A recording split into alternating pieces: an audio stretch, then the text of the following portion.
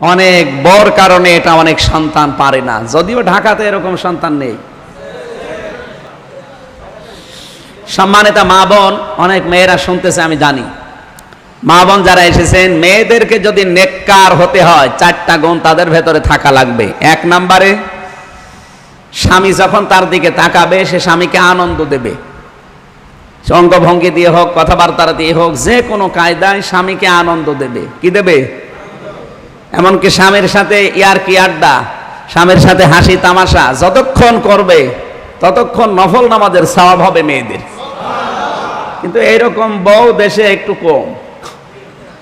স্বামীর সাথে ইয়ারকি করে এরকম বউ আছে?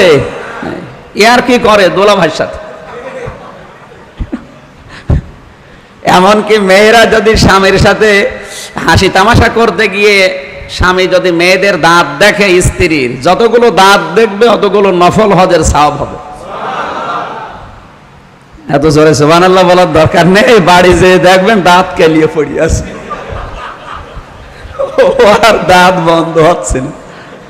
ও মনে করবে দাঁত দেখালেই সব 32টা আগলা করে পড়ে আছে। আপনি যদি বলেন যে বন্ধ করো না, দাঁত যত দেখবো তত সব। আসলে বিষয়টা তো ওইটা না। আমার কথা বুঝতেছে? আপনি দরকার মোবাইলে তোলেন, বাড়ি যেয়ে দেখাবেন যে এই দেখো নেককার হতে হলে এইগুলো। শুধু নামাজ পড়ে রোজা রেখে পর্দা করে নেককার হওয়া যায় না। নেককারের প্রথম শর্ত এই, স্বামী তার দিকে তাকালে সে স্বামীকে আনন্দ দেবে। 2 নম্বরে, স্বামী যেই কাজে খুশি হয় স্ত্রীও ওই কাজে খুশি হবে। এখানে যত স্বামী আমরা বসে আছি, প্রত্যেক স্বামী চায় যে বিয়ের পরে আমার মা বাবা আমার সাথে থাক, কিন্তু অনেক বউ এটা চায়। কার বউ চায় না? হাত তোলেন তো। ক্যামেরা তো আমার দিকে মারা, আমি হাত তুলে সমস্যা আছে। আপনি হাত তোলেন ভাই, আপনার অসুবিধা নেই, তোলেন। কই এই ঢাকায় এরকম ভালো মানুষ সব। তাহলে হাদিস বলা ঠিক হচ্ছে না। এই হাদিস থাক, এই হাদিস ঢাকায় আমল চলবে না, এ আমাদের কুষ্টিয়া চলবে। মা বোন যারা শুনতেছেন, আপনার নেককার হওয়ার গুণাবলী এইটা। 3 নম্বরে নেককার হওয়ার গুণাবলী, স্বামী যখন যা আদেশ করবে ওটা যদি জায়েজ হয়, আপনার জীবন থাকতে ওইটা মেনে নেওয়া লাগবে। 4 নম্বরে, স্বামীর যতটুকু ইনকাম আছে, স্বামীর এই ইনকামের ওপরে আপনাকে আপনার নিজের চাহিদাকে নিয়ন্ত্রণ রাখা লাগবে।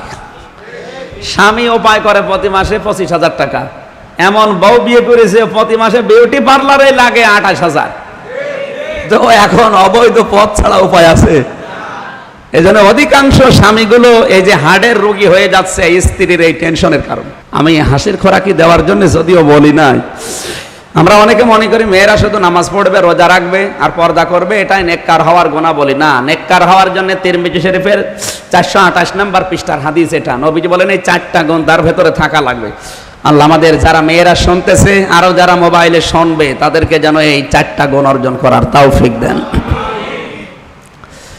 মায়ের বাবার ব্যাখ্যায় আল্লাহ কেমন শব্দ চয়ন করেছেন দেখেছেন? প্লেনের উড়োজাহাজেরও ডানা আছে, আল্লাহ সে ডানা নেয়নি। আল্লাহ নিয়েছে কার ডানা? পাখির ডানা, নরম সফট।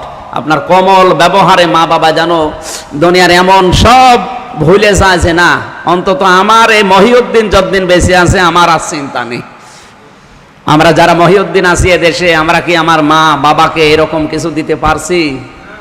যাদের কারণে পারছি না তাদেরকে আহ্বান জানাচ্ছি, আপনার মনটা উদার করেন। আপনার নিজের মা বাবা হলে যেমন করে, অন্তত শ্বশুর শাশুড়ির সাথে যদি এইরকম মন নিয়ে ব্যবহার করেন, আমাদের ছোট্ট পরিবারটা জান্নাত হয়ে যাবে। আমি স্বামী, এখানে যারা স্বামী আছে প্রত্যেকটা স্বামী কথা বলতে বাধ্য। আমরা বাংলাদেশে শ্বশুর শাশুড়িকে যে নজরে দেখি, আমার মনে হয় যদি মেয়েরা শ্বশুর শাশুড়িকে ওই নজরে দেখতো, এই বাংলাদেশে কোনো পরিবারে কেউ আলাদা হতো না। ঠিক তো? শুধু আপনি বললে হবে? বলা দরকার তো ওদের। এই জন্য মেয়েরা আমারে দেখতে পারেন, বলে হুজুর আমাদের বিরুদ্ধে বলে। এটাকে বিরুদ্ধে? আপনি মনটা যত উদার করবেন দেখবেন পরিবারের শান্তি তত বেশি পাবেন। আপনি আমার মা বাবাকে মন দিয়ে না দেখলে আপনি জীবনও আমার মন পাবেন না। হয়তো উপরে উপরে আপনাকে ভালোবাসা লাগবে না, তো আবার সমস্যা, কিন্তু মন থেকে যেটা আছে এটা পাওয়া সম্ভব না যতক্ষণ আপনি আমার মা বাবাকে নিজের মা বাবার মতো মনে না করবেন। কারণ সম্মান এটা তো আমি বলছি না, এটা সরাসরি বাড়িয়ে দিয়েছে কে? এত সুন্দর সূক্ষ্ম শব্দ আল্লাহ চয়ন করেছেন মা আর বাবার জন্য। পুরা কোরআন পড়ে আমি এমন শব্দ কারো নামে পাইনি। নবীজির নামে আমি একটা শব্দ পেয়েছিলাম, আজিম। এই শব্দটা নবীজির জন্য আল্লাহ শুধু খাস, কারো নামে আল্লাহ আজিম শব্দ দেয়নি। আপনি পুরা কোরআন খুলে দেখবেন কোন নবীর নামের আগে পরে আজিম নেই। হ্যাঁ, নবীদের নামে হয়তো হালিম আছে। ইসমাইল নবীকে আল্লাহ বলেছিলেন গোলামিন হালিম, আমার সহনশীল বান্দা। ইসহাক নবীকে আল্লাহ বলেছিলেন গোলামিন আলিম, আমার জ্ঞানী বান্দা। কিন্তু বিশ্ব নবীকে আল্লাহ বলেছেন খোলকিন আজিম, আমার মহান বান্দা। এত বড় চরিত্র আমি দিয়েছি, কিয়ামত পর্যন্ত মানুষ শুধু অনুসরণ করবে, এর কুল কিনারা পাবে না। এই জন্য আজিম শব্দটা দুনিয়ার কাউকে আল্লাহ দেয়নি, শুধু বিশ্ব নবীকে এই একটা শব্দ চয়ন পেয়েছি। আর এই মা বাবার জন্য জানাহা যুল্লি মিনার রহমা, এক একটা শব্দের ওজন দুনিয়ার চাইতে ভারী। কি কায়দায় আল্লাহ শব্দগুলো মিলিয়েছে। পাখির কাছ থেকে ডানা ধার করে আমাদের লাগাচ্ছে, কারণ আমাদের ডানা আছে। আমাদের ডানা না, এটার নাম বাহু। এটা কি? এ বাহু শক্ত না নরম? শক্ত। এই শক্ত জিনিস দিয়ে আপনি মা বাবার সেবা করতে পারবেন না। এই জন্য আল্লাহ বলেন এই শক্ত জিনিসটাকে জানাহা যুল্লি করা লাগবে। শুধু যুল্লি না, রহমত। শেষের শব্দ কি? অখফিদ লাহুমা জানাহা যুল্লি মিনার রহমা। এতটুকু বলে আল্লাহ যদি শেষ করে দিতেন, এই আয়াতটা আমি বলতাম না। আপনি যদি দোয়া করতে চান পৃথিবীতে কারো নামে আগে কার জন্য দোয়া করবেন, আল্লাহ এই আয়াত দিয়ে দলিল দিচ্ছেন। আল্লাহ পাক বলেন অকুর রব্বির হামহুমা কামা রব্বায়ানি সগীরা। জবান খুলে মা বাবার জন্য আল্লাহর শেখানো দোয়া পড়েন, রব্বির হামহুমা কামা রব্বায়ানি সগীরা। আয়াতের ব্যাখ্যা আপনারা সবাই জানেন। মানে মতলব যে আল্লাহ তাআলা জানিয়েছেন যে ছোটবেলায় যেভাবে আমাকে লালন পালন করেছে, আল্লাহ তুমি এখন তোমার রহমতের কোলে তাদেরকে তুলে নাও। আল্লাহ যেন আমাদের দোয়া কবুল করেন, সরি বলেন আমিন।